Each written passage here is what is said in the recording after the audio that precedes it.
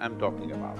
Attention not even about something, just being attentive. In the yogic systems, we have what is called as dashavadanis, shatavadanis. What this means is, a man will do 10 things at the same time.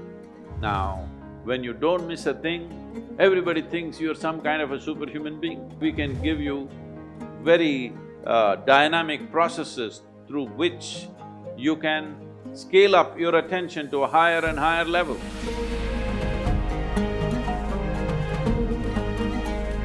My question is, what means focus to you, and which way can we apply focus in our daily life? So what's your definition of focus? Okay. There are many ways to describe this word. Instead of saying focus, if you use the word attention, would you agree that attention and focus are about the same thing? There is a little difference. There are nuances to it, but when you say focus,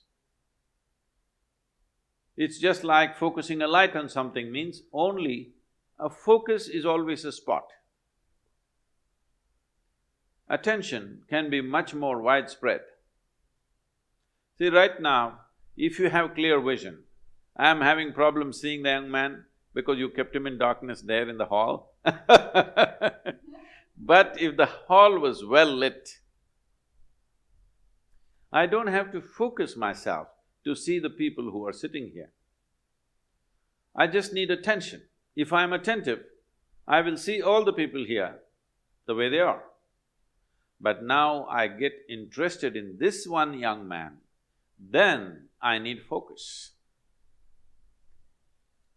If I had only focus without the general attention about everything around me, indiscriminate attention I'm talking about, attention not even about something, just being attentive only because there is a certain level of attention and awareness within you, you even know that you exist. Otherwise, let's say in sleep, in your experience, neither the world exists nor you exist, all that's happened is there is no attention. Because there is no attention, there is no perception of any kind. So first thing is attention, that there is a general grasp of everything. Then there is a particular interest. Then we focus it down to that particular interest. So what is the purpose or what is the definition of focus? What is the use of focus? Where can focus get us?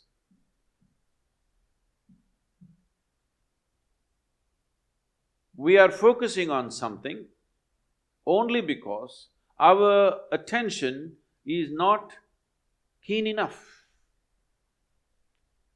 If our attention was very keen, you would not need to focus on anything. In the yogic systems, we have what is called as dashavadanis, shatavadanis. What this means is, a man will do 10 things at the same time. Another man will do 100 things at the same time. This is, he will articulate a particular musical raga, at the same time he will calculate a very complex arithmetic problem, at the same time he will write poetry, at the same time like this he will do 10 things or 100 things. There are people like this. You can either use that to just be a stage performer, or you can just use it in your life, you're an entrepreneur. It's very important, if you're walking on the street, you are able to see something that most other people cannot see. That is when you become a leader. Because you are able to see things others are yet to see. That is when you take up a leadership position, because essentially leadership means you're on a perch. Once you're on a perch, you must see better than others. So attention is that dimension which will put you on that perch. If your attention has to be very keen about everything, then you should stop discriminating in terms of, I like this person, I don't like this person, this is good, this is bad, this is nice, this is not nice, this is useful, this is not useful. If you do not make any kind of discrimination, you just work on your attention, not about being attentive about something, just being super attentive, not about anything.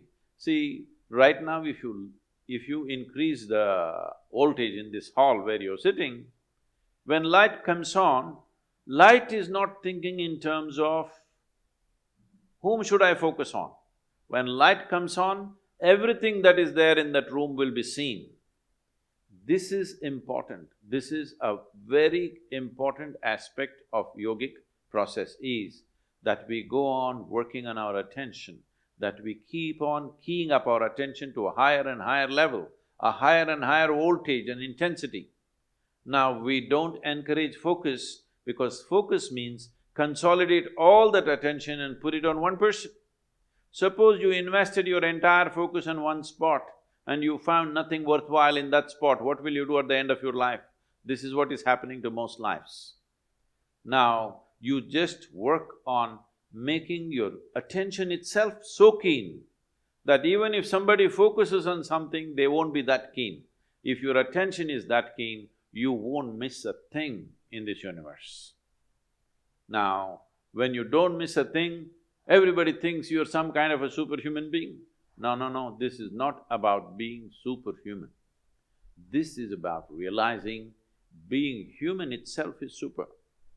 So, if you cultivate your attention, we can give you very dynamic processes through which you can scale up your attention to a higher and higher level. How clearly you see determines how successfully you walk this life, there's no question about it. How much lack of clarity there is in you, that much blundering you will do in your life. Simply there is no question about this. So, if one has to first of all, work towards cultivating this attention, first thing is you stop your sense of discriminatory looking, that you don't look at this person, oh, this is a man, this is a woman, this is a dog, this is that. Simply pay attention without any judgment. If you just pay attention to anything and everything without any judgment, you will see, if you just pay attention to an ant, there are phenomenal things. You're in Germany, who knows, if you pay enough attention to an ant, you may come up with the best automobile on the planet, because I have not seen any machine moving with as much dexterity as an ant moves. But I think nobody has paid enough attention to an ant. So, attention, raising the bar of attention is more important than focus. For immediate purposes, if you need to focus on something, you can. But right now you can do a simple experiment. If you sit with your face slightly upturned like this and close your eyes, you will see naturally there'll be a focus between your eyebrows. But you can be conscious of many things, people around you, your breath, the sensations in your body. You can be conscious of everything and still be focused. So, mental focus is a limited possibility. But the attention, enhancement of attention that ultimately delivers you to a space where you become conscious, or in other people's words, super conscious, is just conscious, but people think you're super conscious. Because of this, you grasp everything as it is. The most important thing for this is that your mind is not functioning like a prism, distorting things and creating designs where they don't exist. Your mind has become like a plain mirror, it just shows everything just the way it is. Only when you see everything just the way it is, you will have the ability to handle everything sensibly, otherwise you make a mess out of many things. And this is very important for an entrepreneur because you don't have a job